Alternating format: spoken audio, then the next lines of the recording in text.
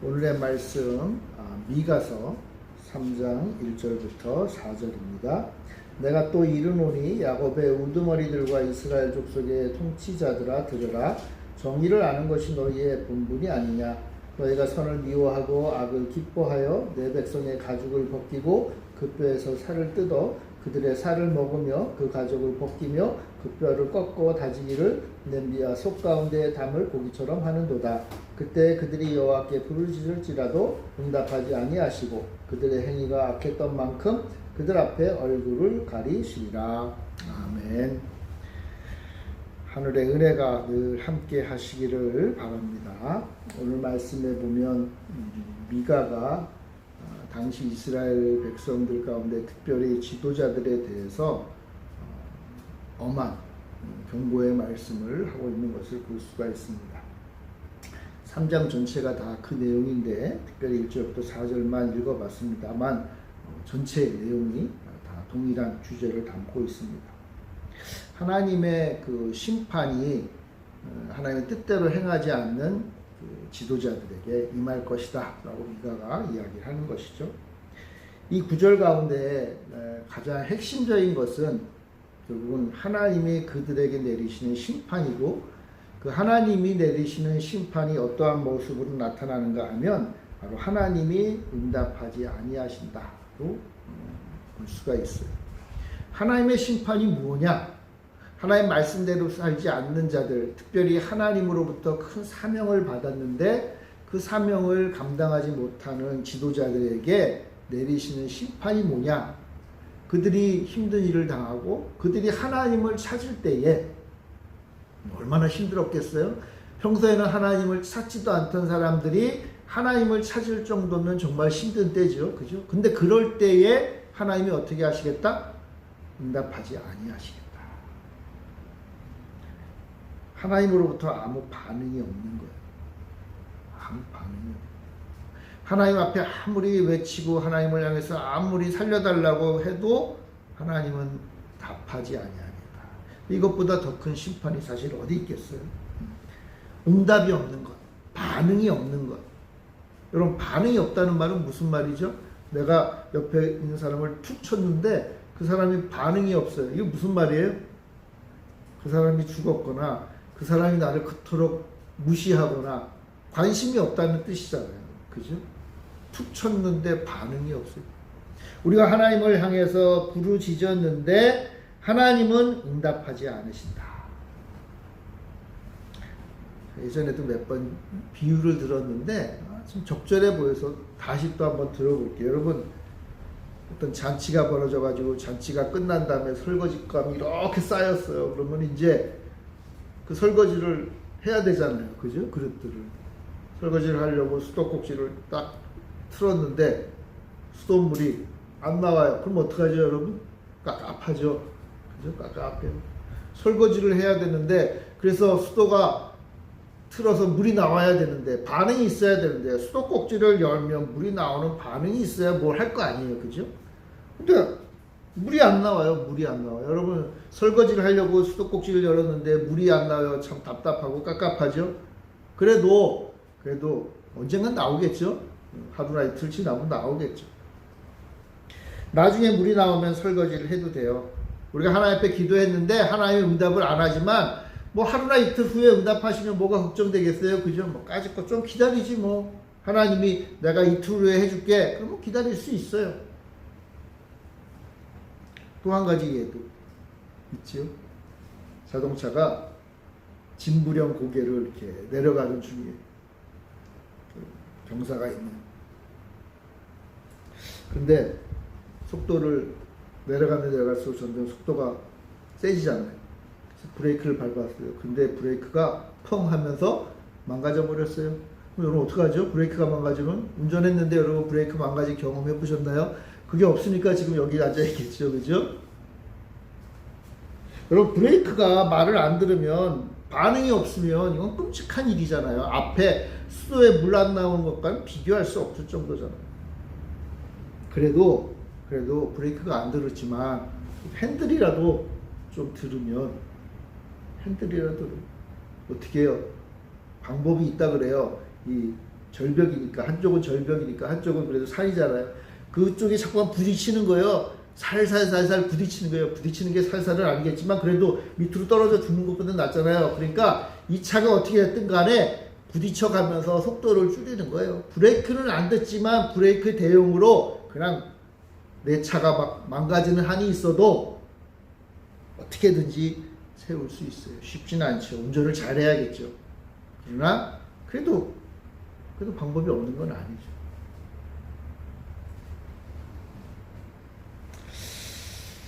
수도가 안 나오든 브레이크가 안 됐든 둘 다 참 곤혹스럽죠. 내가 뭔가를 원해서 무엇인가를 요구했는데 아무런 반응이 없을 때 우리는 참 답답한 시간을 보낼 수밖에 없습니다. 여러분, 하나님이 응답하지 않으신다는 것은 앞서서 수돗물이 안 나오거나 브레이크가 안 듣는 정도는 아니에요. 그죠? 그것보다 훨씬 더 심각한 문제예요. 우리가 하나님의 백성으로 이 땅에서 살아가는데 하나님의 응답을 받지 못하며 사는 인생만큼 어떤 면에서 보면 참 어처구니 없는 인생도 없는 거예요. 하나님의 백성이라고 하면서 하나님의 백성이 아니면 하나님이 응답하실 이유가 없어요. 여러분, 하나님의 백성이 아니면 힘들고 어렵다고 아무리 떠들어도 하나님이 응답하지 않는다고 해서 하나님 보고 뭘 할 수 없어요. 내 백성이 아니니까. 내 백성이 아닌데 살려달라고 해봤자 내 백성이 아닌데? 그런 끝이에요. 그래도 은혜로우신 하나님이 내 백성이 아니지만 뭐 도와주실 수는 있겠죠. 그러나 내 백성이 아닌데 하나님 하실 필요가 없단 말이에요. 자, 그런데 하나님의 백성이에요. 하나님의 백성이면 하나님 앞에 부르짖을 때 하나님이 답을 주셔야 되는 거예요. 하나님의 백성이 하나님 앞에 부르짖는 것은 하나님으로부터 응답을 받을 것을 기대하기 때문에 하나님 앞에 부르짖는 거예요. 하나님 나 좀 살려주세요. 하나님 나와 좀 함께 해주세요. 하나님 이 문제를 내가 해결할 수 있는 힘을 주세요.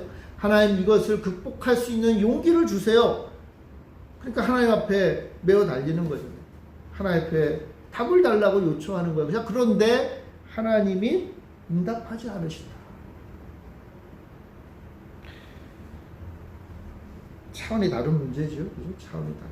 그런데 하나님이 얼마나 화가 나셨는지 이스라엘의 지도자들, 여기 보면 야곱의 우두머리들, 이스라엘 족속의 통치자들, 그 이후에 보면은 뭐 선지자, 제사장, 뭐 이런 이스라엘의 지도자들에 대해서 계속 얘기해요. 그들의 부르짖음에 응답하지 않겠다. 아마 이들은 평소에 하나님 앞에 부르짖지 않았을 거예요. 왜요?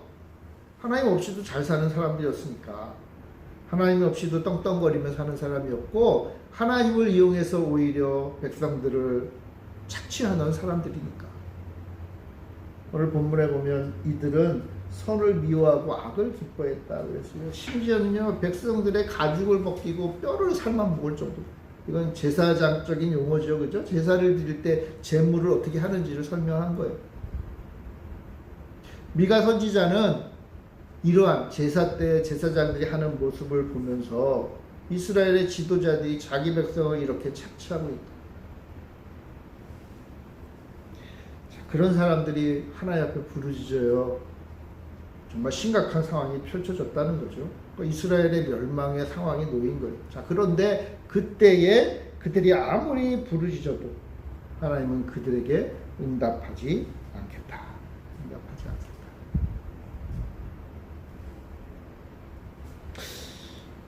이들은요, 백성들을 향한 끝없는 욕심, 욕망.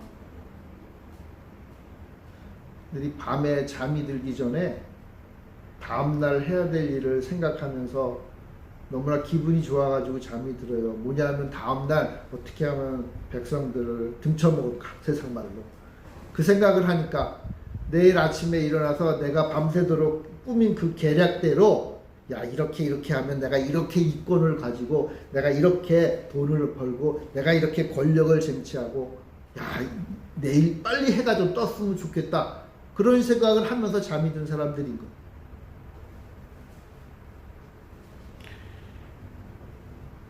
그럼 하나님께서는 왜 이렇게 지도자들에 대해서 어떤 면에서 굉장히 엄하게 말씀을 하실까요? 왜? 꽤 됐는데 우리나라에 예전에 경제부총리 했던 분이 스스로 자리에서 물러난 적이 있어요. 그래도 예전에는 염치라도 있었어요, 지도자들이. 이 사람이 왜 그랬는가 하면 경제부총리 하기 전에 훨씬 전에 그 부동산 투기와 관련된 그런 의혹들을 일으킨 거예요. 그러니까 뭐 말도 많고 탈도 많았겠죠. 그죠? 민심이 별로 안 좋았어요. 그러다 보니까 스스로 자신이 한 그 불법적인 행위로 인해서 백성들의 민심이 끓으니까 자리를 물러나게 되었어요. 저는 그때 이런 생각을 문득 했던 것 같아요. 야, 이제 우리나라가 좀 불안전하지만 그래도 우리나라의 지도자들이 좀 그래도 서서히 도덕성을 지니고 그런 것들을 요청하는 사회가 되어 가나 보다. 물론 털어서 먼지 안 나는 사람은 없지요. 예나 지금이나 다 똑같아요. 그렇지만 그래도 백성들의 마음을 떠난 일을 하는 사람들은 그 자리에서 물러나야 되는 게 상식이구나 라는 생각을 해봤어요. 왜냐하면 지도자가 되기 위해서 보통 사람보다 더 높은 그런 도덕적인 실천을 해야 되기 때문에 그래요.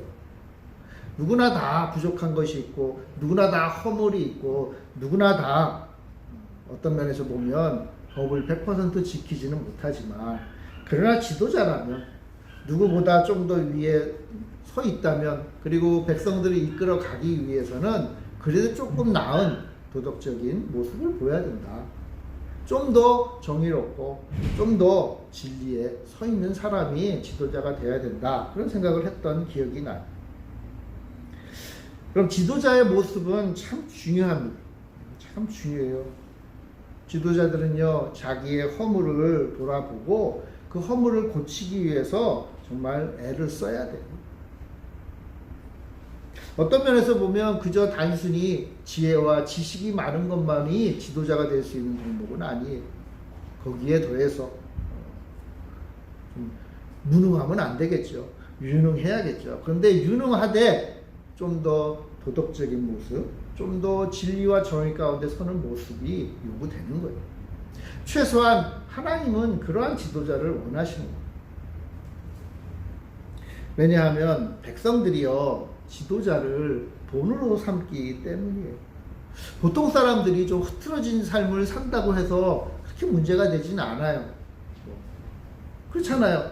그냥 보통 필부들이, 범부들이 그냥 이세상에 살다 보면 이런 실수도 하고 저런 실수도 하는 게 그게 그렇게 큰 문제가 되지는 않아요. 그러나 한 나라의 지도자라면 또 교회 안에서도 마찬가지로 교회를 이끌어가는 지도자가 그러한 모습으로 살지 못한다면 그것은 전체 공동체를 무너뜨릴 위험에 처하게 되는 거예요. 그래서 하나님이 좀 더 유심히 살펴보시는 거예요. 하나님이 당신의 백성들을 살펴보시는데 특별히 지도자들의 그 공동체를 이끌어 나가야 될 그 지도자들을 하나님은 좀 더 유심히 살펴보시는 거예요. 그래서 여러분, 우리 성경은 그런 말 하잖아요. 지도자는 하나님이 세우신 사람이다. 여러분, 지도자는 하나님이 세우셨다는 이 말을 사람들은 좀 오해를 해요. 하나님이 세운 지도자니까 함부로 하면 안 된다. 맞아요. 물론 함부로 하면 안 되죠. 그런데 하나님이 그 지도자를 세웠다는 말에는 무슨 뜻이 있는가 하면 하나님이 그 지도자를 좀 더 자세히 살피신다는 뜻이에요. 바꿔 말하면 하나님이 그 사람을 좀 더 유심히 살펴보셔서 잘하면 힘주시지만 못하면 책망하신다는 뜻이에요. 집안에서 보면 형제들이 많을 때 마지가 부모에 대한 더 많은 관심을 받잖아요. 마지를 바라볼 때 부모님은 좀 더 사랑과 애정과 기대를 가지고 계신다고요. 그러나 또 한편으로는 그 마지가 남은 동생들을 잘 이끌어가기를 원하세요. 어떻게 보면 인지상정이에요. 인지상정. 하나님이 지도자를 세웠을 때는 그 지도자를 통해서 하나님이 원하시는 그러한 일들을 이루어가길 원하는 거예요.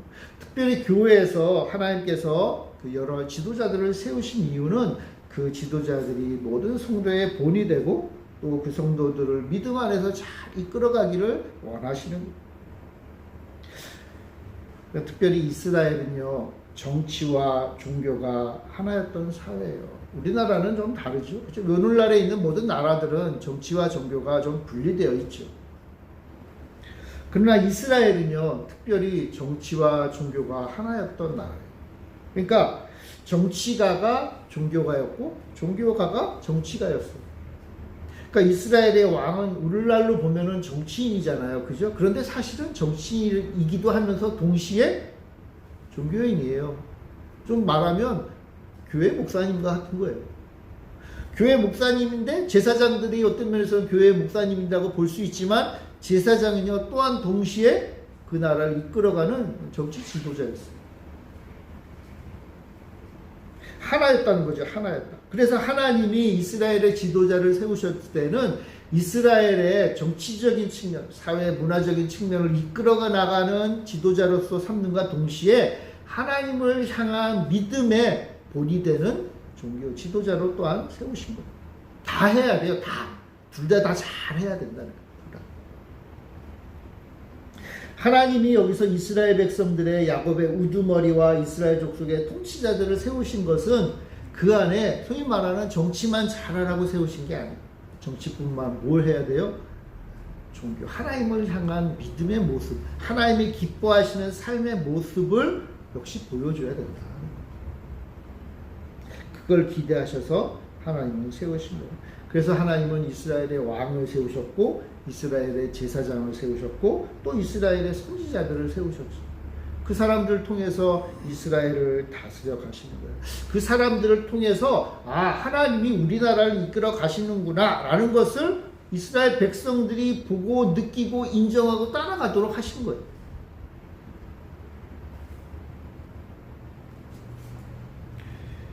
하나님의 백성이라고 다 모든 걸 할 수 있는 건 아니잖아요. 그죠? 하나님의 백성도 어린아이도 있고, 청년도 있고, 중년도 있고, 노년도 있잖아요. 하나님 나라는 다, 근데 그런 모든 사람들을 이끌어가야 된다는 거예요. 모든 사람들이 다 부족해요. 하나님의 백성이라고 마음에 욕심이 없겠어요? 하나님의 백성이라고 해서 하나님을 사랑한다고 해서 죄를 짓지 않나요? 현실의 삶은 다 부족한 것들이 있어요. 부족한 것들이. 그러니까 그런 것들을 어떻게 해야 돼요? 지도자들이 그것들, 하나님을 떠난 일들에 대해서 책망하고 하나님을 따르고자 하는 일에 대해서 격려해서 함께 끌고 나가야 되는 거예요. 자, 그런데 앞서서 그것을 이끌어가야 될 지도자라는 사람이 보통 사람들보다 더 엉망이에요. 보통 사람들보다 더 사람들을 잘 돌보기보다는 착취하고 보통 사람들보다 더 하나님을 잘 섬기는 게 아니라 더 엉망진창으로 살면 어느 누가 그러한 지도자들을 따르겠어요? 아무도 따르지 않아요.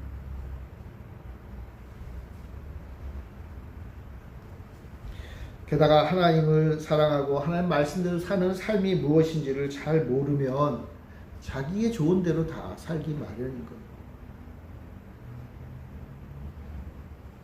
그래서 하나님은 이 모든 것들을 해결하기 위해서 지도자를 세우시는 거예요. 그러니까 지도자가 해야 될 일이 뭐예요? 이 일을 하는 거예요. 이것은 물론 성경에 담겨있는 고대 이스라엘 정치와 종교가 통합된 아주 특별한 독특한 나라를 향해서 하나님 주신 말씀이지만 그러나 오늘 우리 시대도 그렇게 틀리지 않아요. 지도자들은 억울하게 피해를 받고 상처받고 어떻게 해야 될지를 모르는 사람들을 잘 이끌어가야 될 사람들인 거예요. 이게 지도자가 해야 되는 일이에요. 지도자가 해야 돼요. 교회도 그렇고 사회도 마찬가지. 지도자가 해야 될 일이 이 일이에요. 하나님이 나를 세워주셨다는 그러한 확신이 있으면 있을수록 하나님이 기뻐하시는 방식으로 자신이 맡은 사명을 잘 감당해야 됩니다. 그런데 이스라엘의 지도자들은 어떻게 됐죠? 미가 당시의 이스라엘의 지도자들은 실패했어요. 오히려 솔선수범하면서 악을 행해요. 백성들을 위해서 살아야 될 지도자들이 오히려 자기의 욕심을 채우기 위해서 혈안이 되어 있어요. 하나님이 권세를 주셨거든요. 지도자들에게 하나님이 주신 권세. 하늘로부터 내려오는 권세. 그런데 그 권세를 가지고 하나님이 기뻐하지 않는 방식으로 사용하고 있는 거예요. 백성들을 돌보고 백성의 필요를 채워주는 권세가 아니라 자기의 욕심을 채우고 자기의 주머니를 불리는 그러한 권세로 사용하고 있는 거예요. 여기 보면 미가는요, 야곱의 우두머리, 뭐 좀 더 정치적인 지도자 되겠죠. 그뿐만 아니라 5절에 보면 내 백성을 유혹하는 선지자들에 대해서도 신랄하게 비판을 해요. 물론 제사장들을 향해서도 역시 비판. 하나님의 말씀을 전해야 되잖아요. 선지자들이 하나님의 말씀을 전해야 돼요. 선지자는 하나님의 말씀을 전하고 가르치고 하나님의 말씀대로 왕이 잘 하는지 안 하는지를 옆에서 파악해서 잘하면 칭찬하고 못하면 책망하고 하나님의 심판을 선포해야 될 사람들이 선지자들이었어요. 자, 그런데 선지자들도 오히려 자기 욕심을 채워요. 선지자는 하나님으로부터 말씀을 듣고, 바꿔 말하면 하나님으로부터 응답을 받아서 하나님의 것을 백성들에게, 왕에게 전해야 될 사람이잖아요. 그런데 오늘 말씀을 쭉 읽다 보면 미가 당시의 선지자들은 하나님으로부터 듣지 않고 백성들의 마음에 좋은 것, 왕이 듣기에 좋은 말만 한다 그랬어요. 지금 하나님이 이스라엘 백성들이니까 왕이 엉망으로 사니까 막 책망을 하실 거 아니에요. 그죠? 그럼 사실은 가서 책망을 해야 돼요. 여러분, 하나님의 말씀은요, 때와 상황에 따라 바뀔 수는 있어요. 잘하고 있는 자에게는 어떤 면에서는 위로하고 용기를 주지만 못할 때는 책망을 해야 되잖아요. 그렇다고 하나님의 마음이 변하는 게 아니잖아요. 그러니까 때와 장소에 따라서 하나님이 주시는 말씀으로 전해야 되는 거예요. 자, 그런데 선지자들이 하나님의 말씀을 듣지 않고 뭐예요? 백성들이 원하는 대로 이야기하는 거예요. 원래는 하나님이 책망하라고 하셨는데 가서 보니까 백성들이 그 말 했다가는 막 뭐라고 할 것 같아요. 백성들이 돌을 던지고 나를 공격할 수도 있어요. 어떤 면에서는 현실적이지만 내가 백성들에게 또 왕에게 그들이 기뻐하지 않을 말씀을 전하면 야, 그들이 내 밥줄을 끊어버릴지 모르겠다 하는 걱정을 하는 거예요. 선지자들이 뭐 먹고 살아요? 선지자들이? 쉽게 말하면 백성들이나 왕이나 그런 사람들이 주는 후원금으로 먹고 사는 거잖아요. 하나님이 그들의 인생을 책임져 주시지만 현실에서 하나님이 책임져 주시는 방식은 뭐예요? 그의 말씀에 동의하고 그의 말씀을 하나님의 말씀으로 받고 하나님이 지금 우리 선지자님을 통해서 말씀하시는다는 확신을 가진 사람들의 주머니에서 나오는 것을 먹고 사는 거예요. 그러니 선지자들 입장에서 내가 하나님 말씀이 이들을 책망해야 되는 건데 그렇게 했다가는 우리 집사님이 나 떠나지 않을까? 우리 장로님이 이런 얘기 했다가는 또 화가 나가지고 뭐 한마디 하겠네? 심지어는 왕이나 귀족들로부터 후원을 받는 선지자라면 어떤 생각이 들겠어요? 야, 내가 이거 임금님한테 쓸데없는 소리 한 번 했다가는 나 사는 거는 아니고 나 감옥에 가겠네? 그런 생각할 수 있다는 거예요. 왜냐하면 충분히 그럴 만한 왕이고 그럴 만한 권세자들이니까. 그러면 근데 선지자는 어떻게 돼요? 그러면 이제 걱정하기 시작하는 거죠. 그래서 어떤 결론을 내리죠? 임금님의 비위를 건드리면 안 되겠구나. 좋은 말만 해야겠다. 이렇게 돼버리고. 근데 미가가 그걸 보니까 뭐예요? 최악인 거죠. 선지자는 하나님의 말씀을 받아서 하나님의 말씀을 전해야 되는데 그게 아니라 백성의 소리에 귀를 기울이는 선지자가 된 거예요.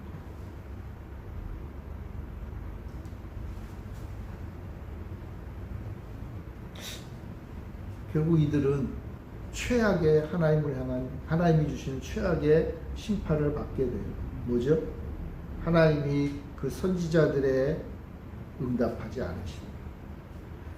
선지자가 어떤 사람입니까, 여러분? 늘 하나님과 대화를 해야 되는 사람이잖아요. 늘 하나님께로부터 말씀을 들어야 되는 사람이잖아요. 그죠? 그런데 하나님이 더 이상 그 선지자들에게 말하지 않겠다. 그 선지자들의 기도에 더 이상 답을 주지 않겠다. 이것보다 그 선지자를 최악으로 이끄는 심판이 어디 있겠어요? 아마도 처음은 그 선지자들이 깜짝 놀라고 어떻게 해야 되지? 어제까지 하나님 앞에 기도해서 하나님 응답을 주셨는데 더 이상 응답이 없네요. 처음에는 좀 불안하고 두려웠겠죠. 그죠? 근데 시간이 지나면 어떻게 돼요? 하나님께로부터 응답은 안 받는데 세상에서는 잘 나가. 하나님이 응답을 하지는 않으시는데 임금님이 나를 좋아하고 백성들이 나를 따라요. 왜요? 그들이 좋아하는 말만 하니까. 그들의 허물과 잘못을 책망하기보단 그냥 다 덮어놓고 그냥 좋은 거야 좋은 거야 이러면서 얘기를 하는 거예요. 어제까지는 하나님의 말씀을 맡았던 선지자가 하루아침에 이 세상을 따르는 사람이 되는 거예요.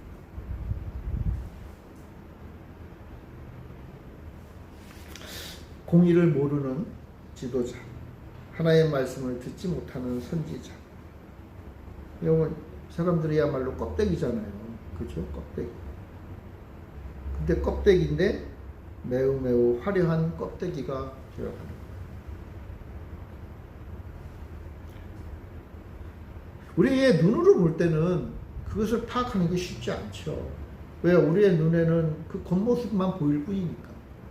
우리가 딱 눈으로 봤을 때에는 화려한 선지자의 모습을 하고 있으면, 인기 있는 선지자의 모습을 하고 있으면, 심지어는 임금님이 인정하는 선지자의 모습, 좀 다른 말로 말하면 국립 선지자가 되는 거예요. 왕립이죠, 왕립. 그때는 왕이서 왕립 선지자가 되는 거예요.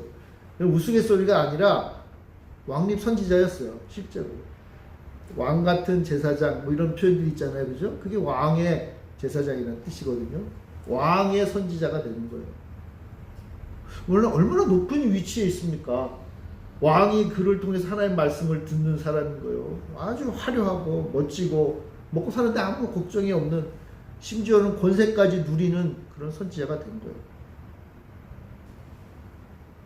근데 미가는 말하기를 껍데기. 심지어는 하나님께로부터 응답받지 못하는 자다. 이건요, 훌륭한 가수가 더 이상 목소리를 낼 수 없는 것과 똑같아요. 그게 무슨 가수예요?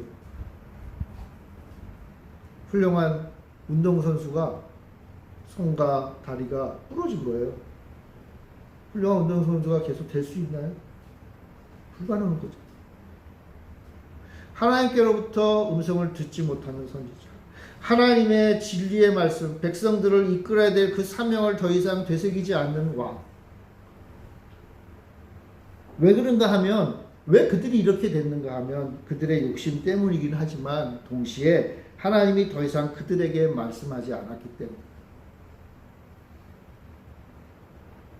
하나님이 그들의 양심에 끊임없이 말씀하시고 하나님이 그들의 삶에 끊임없이 간섭하신다면 그렇게 살 수 없겠죠. 내가 악한 일을 꾸미고 있는데 하나님이 끊임없이 그것을 가로막으신다면, 내가 악한 길로 걸어가는데 내 앞에 자꾸만 걸림돌이 있고 내가 하나님을 떠난 삶을 살려고 하는데 뭔가 자꾸만 힘이 들면 사람들은 어떻게 돼요? 하나님께로 돌아오잖아요. 그죠? 내가 인생을 살아가는 데 있어서 하나님 원치 않는 삶을 살리는데 힘든 일이 닥치면, 이거 내가 좀 잘못된 인생을 사는 거 아닌가? 내가 좀 하나님이 기뻐하지 않은 인생 아닌가? 그래도 한 번이라도 생각을 해볼 거 아니에요. 한 번이라도 생각을 해서 하나님이 예전에 내가 하나님이 기뻐하셨던 삶을 살았을 때를 다시 한번 생각해 볼 거란 말이에요. 그럼 어떻게 해요? 다시 돌이켜보잖아요. 돌이켜본단 말이에요. 그러니까 그때는 걸림돌이 나에게는 은혜요, 내 인생에 있어서 힘든 일들이 나에게는 복이 되는 거예요. 그게 돌아와. 그 겉으로 보기에는 힘든 인생 같죠. 왜요? 자꾸 넘어지니까. 내가 이 계획을 세워서 이 길로 가려고 했는데 자꾸 막혀요. 겉보기에는 내 인생이 막힌 것 같지만 사실은 뭐예요? 하나님이 기뻐하시는 인생으로 나를 돌이키시는 하나님이 은혜예요. 간섭인 거예요. 하나님의 간섭인 거예요. 자, 그런데 이 통치자들과 이 선지자들과 이 제사장들을 하나님이 이제 어떻게 하세요? 내버려 두시오. 그리고는 하나님과의 관계를 끊어버리셔. 닫아놓으셨어요. 처음에는 좀 반짝 이거 왜 이러지? 왜 하나님이 얘기 안 하시지? 좀 그런 생각이 들겠지만 얼마 가지도 않아서 하나님으로부터는 막혀있지만 세상으로는 활짝 열렸어요. 잘 나가. 그럼 뭐예요? 난 지금 잘하고 있구나. 왜요? 자기 욕심도 채워지고 사람들로부터도 환호를 받고 내 인생의 모든 길들이 확 열리는데 그거 싫어할 사람이 어디 있겠어? 그것이 사실은 하나님의 심판이요. 하나님으로부터 끊어지는 것임을 인식하지 못합니다.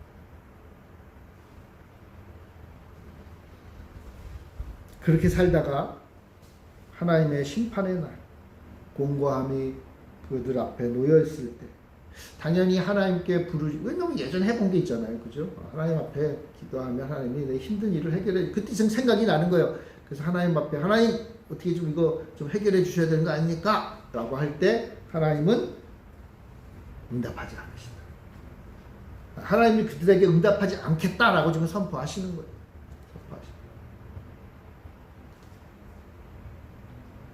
이건 최악인 거죠. 최악.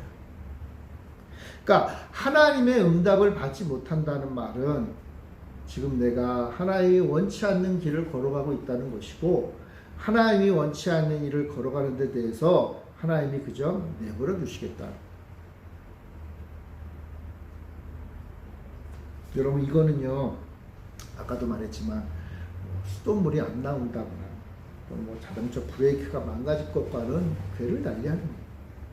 그건 그나마 내가 어떻게든지 해볼 방법이 있잖아요. 그죠?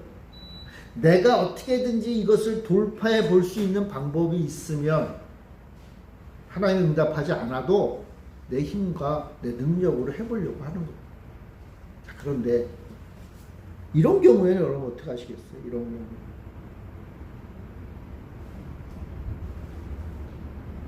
비행기를 타고 가다가 항상 예전에 했던 건데 해도 또 들어보세요. 비행기를 타고 가는데 비행기가 사고가 나요. 기장이 자 모두들 다 낙하산 타고 뛰어내리십시오.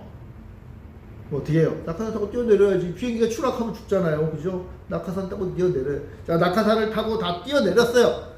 이제 살겠네. 그럼 이제 어떻게 해? 낙하산 타고 뛰어내리면 낙하산 줄을 잡아당겨야 되잖아요. 그죠? 낙하산 줄을 잡아당기면 그에 대한 반응이 나타나서 낙하산이 어떻게 돼요? 쭉 펴지잖아요. 그러면 살 수 있잖아요. 그런데 낙하산 줄을 아무리 이렇게 잡아당겨도 반응이 없네. 그럼 어떻게 되죠? 그러면 낙하산이 펴지거나 아니면 그냥 죽거나 둘 중에 하나예요. 하나님이 응답하지 않으시는 것은 앞선 수도가 안 나오거나 브레이크 망가지는 정도보다 더 심각한 거예요. 이거는 죽느냐 사느냐의 문제예요. 하나님이 응답하셔야 사는 것이고 하나님이 응답하지 않으면 죽는 거예요. 하나님의 백성이 하나님과 서로 대화하고 교제하고 하나님의 영인 성령님과 나의 영과 하나님의 영인 성령님이 서로 교통하는 것이 없다는 것은 이건 낙하산 줄이 반응 없는 것과 똑같은 겁니다.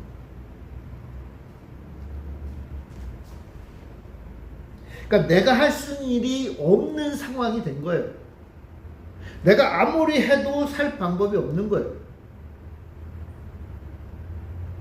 여러분 하나님이 응답하지 않았기 때문에 내가 할 게 아무것도 없다는 것이 바로 이 상황인 거예요.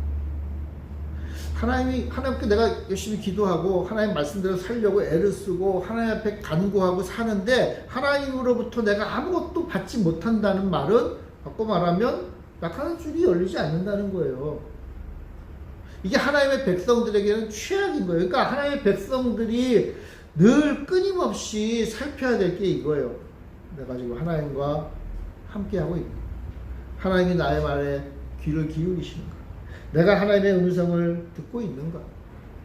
여러분 이건 뭐 귀에 그렇게 뭐 희미하게 들리는 음성을 말하는 것도 있겠지만 그것보다는 내가 지금 하나님의 통치 안에서 내가 하나님의 은혜 안에서 내가 지금 하나님과 함께 임마누엘 성령님과 함께 지금 내가 살고 있다라고 하는 내 삶에 대한 인식인 거예요. 나는 지금 하나님과 함께하는 삶이다. 나는 지금 하나님의 말씀에 따라 살고 있다. 내가 하나님의 말씀대로 살지 못하면 내 인생에 걸림돌이 생긴다. 그래서 다시금 하나님께로 돌아가는 것을 내가 늘 경험하며 사는 거예요. 어떤 면에서 보면요, 우리는 아직 부족하기 때문에 하나님 말씀대로 살지 못할 때가 더 많아요. 그러니까 그렇기 때문에 그런 측면에서 내 인생이 약간 좀 삐걱삐걱 하는 게 오히려 감사한 거예요. 왜요? 하나님을 생각할 수 있거든요. 하나님의 도우심을 구할 수밖에 없거든요. 하나님이 내 인생에 필요한 분임을 내가 인정하고 느끼고 체험하고 간구하며 살 수 있기 때문에. 그건 뭐예요? 나는 지금 하나님과 그래도 연결되어 있다는 뜻이에요. 근데 내가 하나님을 찾지도 않고 내가 하나님과 함께 하지 않는데 내 인생의 길이 활짝 열렸어요? 그러면 이거는요, 자기는 모르는데 주변 사람들이 봤을 때, 내 주변에 믿음의 사람들이 봤을 때는 정말 심각한 상황이 되는 거예요. 그래서 내가 하나님을 떠나고요, 세상에서 잘 살아가는 모습을 옆에서 지켜보는 믿음의 사람들은 어떻게 해요? 그 영혼을 위해서 눈물로 기도하잖아요. 왜요? 망하는 길로 가고 있으니까. 망하는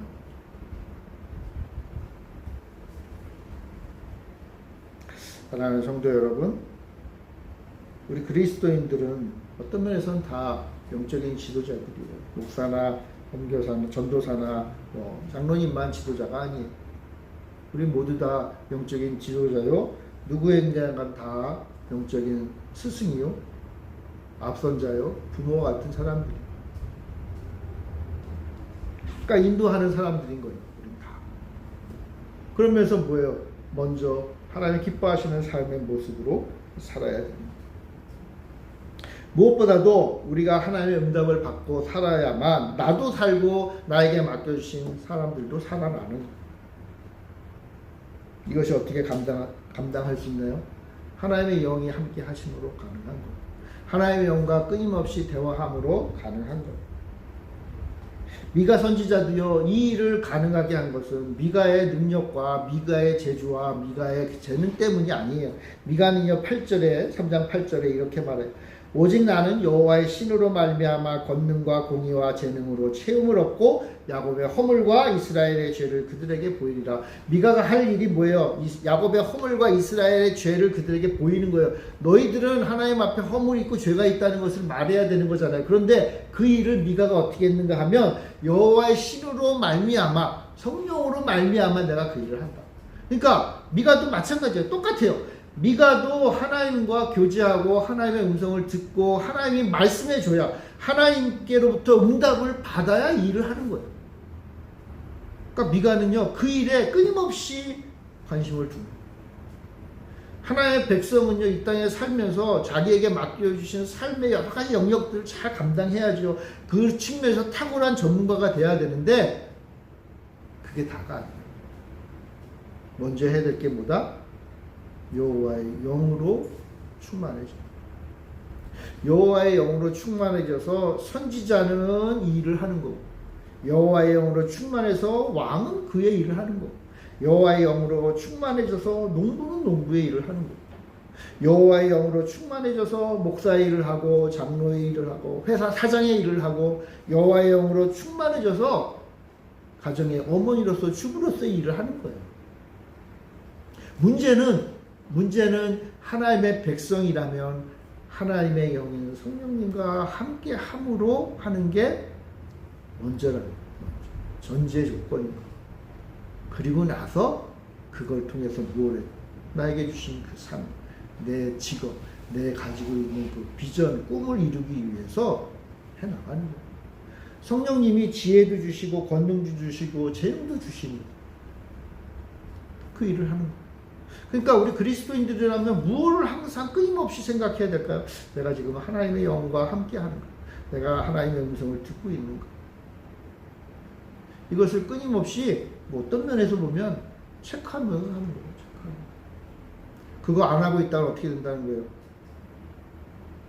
하나님 원치 않는 길을 가버리고 하나님의 걸림돌도 두지 않으시는 이 우두머리들과 제사장과 선지자 같은 그런 심판의 길로 가서는 안 된다.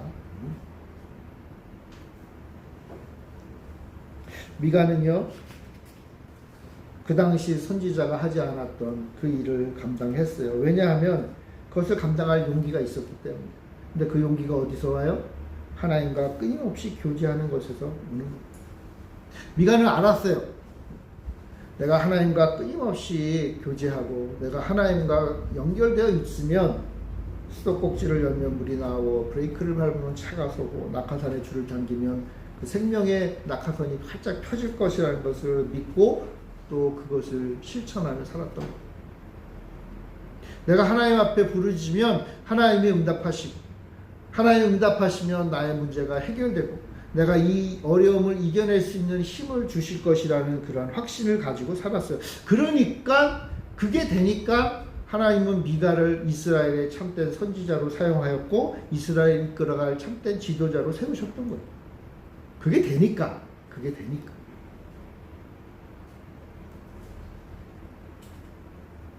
그래서 그는 허공을 향해서 어찌할 바를 모르는 거짓 선지자가 아니라 하늘로부터 내려오는 주님의 음성을 듣는 사람이 되었던 거예요. 오늘날도 마찬가지예요. 오늘날도 하나님이 세우신 지도자들은 하나님과 끊임없는 교제를 해야 돼요. 하나님의 음성을 들어야 돼요. 하나님을 믿는 사람들에게는 하나님께서요 함께 하시는 성령님을 통해서 더 강하고 강력하게 역사하세요. 하나님을 알지 못하는 그런 사람도 어떨까? 여러분, 하나님을 알지 못하는 사람에게도요 하나님은 그들이 올바로 자기의 일을 감당할 수 있도록 하나님이 역사하세요. 어떻게 해요? 하나님의 영이, 성령님이 없는 사람들을 하나님은 어떻게 바르게 이끌어 가실까요? 그들이 하나님을 믿고 구원받는 것은 그 다음의 문제고, 하나님을 아직 알지 못하지만 하나님을 믿지 않는 사람들도 세상의 지도자로 세우시거든요. 그러면 그 사람은 하나님을 안 믿으니까 하나님과 무관한 건가요? 아니에요. 그들도 하나님이 세우세요. 그리고 그들에게는요, 하나님은요, 하나님의 뜻, 올바른 뜻, 하나님 기뻐하시는 뜻을 그들의 양심을 통해서 가르쳐 주세요. 그러니까 하나님은 온 세상의 모든 지도자들을 이끌어 가시는 분이에요. 그럼 그들의 양심에 말씀하시는 하나님의 뜻을 외면하는, 똑같이 심판받는 거예요. 그러나 하나님을 알지 못하더라도 그들의 양심에 말씀하시는 진리와 정의와 사랑 가운데 하나님 주시는 그 양심의 소리를 귀를 기울인 사람은 그 말씀대로 올바르게 살아가는 거예요. 그들이 하나님으로부터 구원받는 것, 그건 우리의 영역은 아니잖아요. 그렇죠? 그러나 하나님은 그들의 삶을 기뻐하시고 사용하시는 거예요. 그들에게도 구원의 은혜를 베푸시겠죠. 그러나 우리가 할 수 있는 건 없어요. 다만 그들 역시 하나님을 모르는 자라 할지라도 양심을 통해 말씀하신 하나님의 뜻을 들어야 됩니다. 하물며 양심을 뛰어넘는 하나님의 영이 함께 하신 우리 그리스도인이라면 어떻게 해야 돼요? 당연히 성령님의 말씀에 귀를 기울여야 돼요. 근데 안타까운 것은 그리스도인이라 하면서 하나님의 말씀에 귀를 기울이기는커녕 그 양심마저도 팔아먹는 그리스도인들이 있다는 거예요. 이건 뭐예요? 세상 사람들보다 더 최악의 사람들. 그들을 하나님이 기뻐하실까요? 그들을 하나님께서 천국으로 인도하실까요? 그들이 당신의 나라로 들어갈 수 있을까요? 당연히 불가능하죠.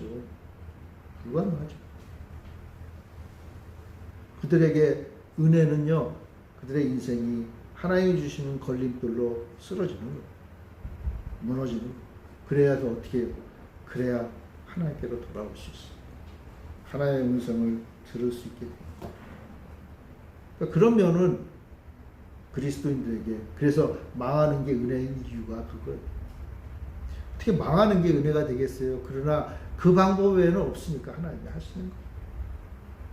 우리 교회 성도님들은 그렇게 가지 맙시다. 그죠? 그러니까 어떻게 해야 돼요? 망하기 전에 하나님의 음성에 귀를 기울이고 음성을 들을 수 있는 사람이 되어야겠죠. 사랑하는 성도 여러분, 하나님의 음성을 듣고 하나님의 말씀에 귀를 기울이고 하나님 앞에 기도해서 하나님으로부터 답을 얻는 그런 사람들이 되시기를 바랍니다. 여러분, 고장나면 빨리 고쳐야 되잖아요. 그죠? 고장나면 고쳐야 돼요. 고치는 일을 하나님도 또 기뻐하세요. 내가 고치고 싶어 하면 하나님이 기뻐하세요. 왜요? 이제 고쳐서 이제 그 길이 열리니까. 하나님, 나 하나님 앞에 아무리 기도해도 응답받지 못하는 것 같고 내 마음에 기쁨이 없고 하나님의 인도하심을 못 느껴요 라고 하나님 앞에 나와서 나 고쳐주세요 할 때 하나님 얼마나 기뻐하시겠어요. 하나님께로부터 좀 부족한 게 있으면 그 부분 막힌 거 좀 뚫어줘. 하나님과 늘 대화, 하나님의 음성에 귀를 기울이고. 여러분 그리스도인들도 양심을 통해서 하나님 말씀하시거든요. 하나님 주시는 그 양심에 따라 믿음으로 살아가고 그리하여 하나님께로부터 응답받는 그런 성도들이 되시기를 바라요. 하나님 우리에게 주신 사명이 있습니다. 그 사명 잘 감당하기 위해선 하나님과 함께하고 하나님의 음성을 듣는 일이 우선되는 것. 끊임없이 하나님 앞에 기도하고 하나님과 막힌 것이 있는가 살펴보고 막힌 거 있으면 뚫어달라고 기도하고 그래서 하나님의 음성을 듣고 그 말씀에 순종하고 하나님께로부터 나 항상 하나님께 응답받는 사람이야. 나 하나님과 늘 함께하는 사람이야. 하나님 말씀하시면 예 하나님 듣고 내가 하나님께 말씀하면 하나님께서 알았다 얘야 하는 그러한 믿음의 사람. 하나님과 교제하는 그런 믿음의 사람들이 다 되시기를 바랍니다. 기도하겠습니다. 사랑의 주님, 하나님 앞에 나와 기도하며 말씀 들으며 하나님과 늘 교제하며 하나님 응답을 받기를 원합니다. 오늘 이곳에 모인 심령들 주께서 함께 하시고 하나님과 막힌 거 있으면 다 뚫리게 하시고 이제 하나님과 늘 대화하며 믿음으로 살며 주의 음성에 귀를 기울이며 사는 우리 귀한 성도들 다 되게 하여 주시옵소서. 하나님의 말씀을 듣고 사는 참된 그리스도인들 다 되게 하여 주옵소서. 감사드리며 예수님의 이름으로 기도합니다. 아멘.